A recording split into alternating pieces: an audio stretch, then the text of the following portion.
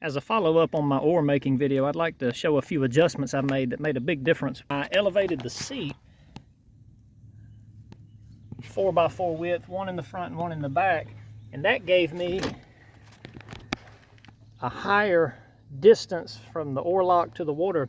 It wasn't much, I mean, you know, just under 4 inches. But also, I did some adjustment with the spacers on these oar locks. Those black spacers can be changed from top to bottom, and I moved several from the top to the bottom. That raised the oar lock up a bit.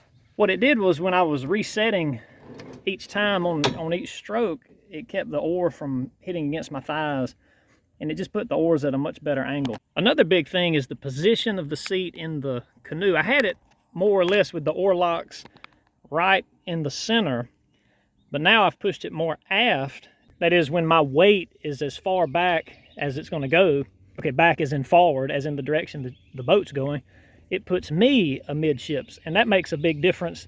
It holds more of the weight in the back of the canoe. Lastly, and maybe this is kind of cheesy, but I saw online that some people had used counterweights for oars that were a little too heavy, and it made a big difference.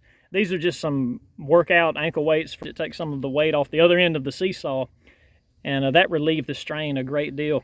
I found that with these heavy oars, a cross-hand technique gives me the leverage that makes it a lot more manageable. And this is just an adjustment made by moving the collar or the button one way or another. So when they pass one another, it's a cross hand.